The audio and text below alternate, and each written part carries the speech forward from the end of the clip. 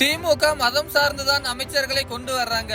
அரசியல் கட்சிகளோட மாவட்ட செயலாளர்கள் பெரும்பாலும் சாதி ரீதியாகத்தான் தேர்வு செய்யப்படுறாங்க என ஆதங்கமாக பேசியுள்ளார் ப. ரஞ்சித். கேரள மாநிலம் கோழிக்கோட்டில் கேரள இலக்கிய திருவிழா சமீபத்தில் நடைபெற்றது. இதில் திரைப்பட இயக்குனரும் நீலம் பண்பாட்டு மையத்தின் நிறுவனருமான ப. ரஞ்சித் கலந்து கொண்டார். இந்நிகழ்ச்சியில் ப. ரஞ்சித்திடம் நெறியாளர் தமிழ்நாட்டில் சாதி எதிர்ப்பு இயக்கத்துக்கு என்ன ஆனது, சாதி எதிர்ப்பில் ஏன் ஒரு தொடர்ச்சி இல்லை என்று கேள்வி எழுப்பினார். அதற்கு பதிலளித்த ப. ரஞ்சித், பிராமண எதிர்ப்பு இங்கு வலுவாக இருக்கிறது, ஆனால் சாதி எதிர்ப்பு ஒரு பிரச்சனையாக இருக்கிறது. தமிழ்நாட்டில் மட்டுமல்ல, இந்தியா முழுவதும் சாதிய பிரச்சனை நடந்து கொண்டிருக்கிறது. ஆனால் தமிழ்நாட்டில் இதை மிக தீவிரமாக பார்க்கப்பட்ட ஒரு காலகட்டம் இருக்கிறது. பெரியார், அண்ணா போன்றோர் சாதிய பிரச்சனைகளை தீர்க்க முயன்றார்கள். அதே சமயம் பிராமண எதிர்ப்பை ரொம்ப வலுவாக கையில் எடுத்தார்கள். ஆனால் அதிகாரத்துக்கு வந்த பிறகு சாதி இந்துக்களிடம் இருக்கின்ற சாதிய மனநிலையை ஒழிக்கக்கூடிய ஒரு தத்துவம் அவர்களிடம் இல்லை. வெளிப்படையாக சாதியை ஒழிப்பதற்கான இயக்கம் இருந்தது, ஆனால் சமூக தளத்தில் சாதியை ஒழிக்கக்கூடிய திட்டங்கள் அவர்களிடம் இல்லை.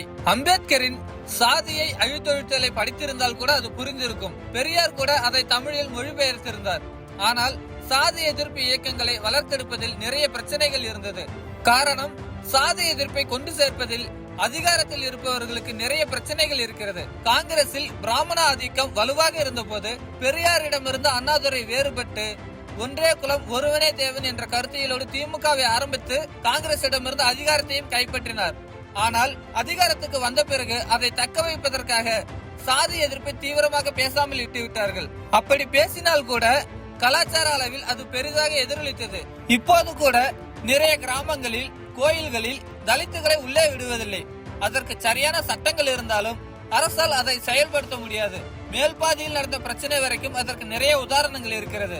சமீபத்தில் நடந்த கவின் ஆணவ கொலையில் கொலைகாரர்களை கைது செய்வதில் கூட பெரிய தயக்கம் இருக்கு. காரணம் என்னவென்றால், அங்கு சாதிய வாக்கு அதிகாரம் பெரிய அளவில் இருக்கிறது.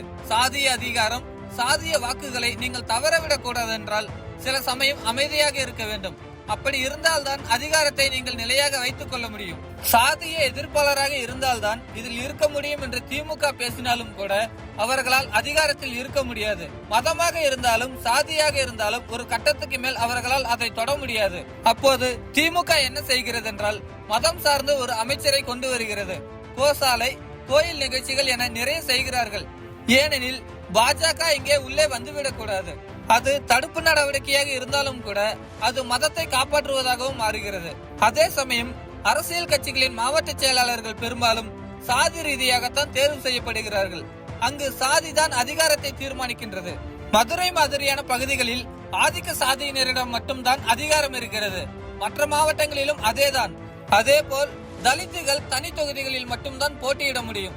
திமுக, அதிமுக, பாஜக என எந்த கட்சியாக இருந்தாலும் தலித்துகளுக்கு பொது தொகுதிகளை தரமாட்டார்கள். கம்யூனிஸ்ட், நாம் தமிழர் கட்சி போன்ற சில கட்சிகள் தான் அதில் விதிவிலக்காக இருக்கிறது. மற்றவர்கள் எல்லோரும் சாதி அடிப்படையில் தான் நியமிக்கிறார்கள். அவர்களுக்கு பிரச்சனை என்னவென்றால், சாதியை தொட்டால் அது வாக்கு அரசியலை பாதிக்கும். அதிகாரத்துக்கு வர முடியாது. அதிகாரத்தை நீங்கள் தக்க வைத்துக் கொள்ள வேண்டும் என்றால் நீங்கள் சமரசம் செய்ய வேண்டும். சாதி எதிர்ப்பை நீங்கள் வெறும் பேச்சளவில் தான் வைத்திருக்க முடியுமே தவிர கலாச்சார அளவில் அதை நீங்கள் செய்ய முடியாது. அதற்கு மிகச் சிறந்த உதாரணம் தமிழ்நாடு. கேரளாவை கூட இதில் நாம் சொல்லலாம். நிறைய இடங்களில் இதுதான் நடக்கிறது என்று ரஞ்சித் விரிவாக தெரிவித்தார்.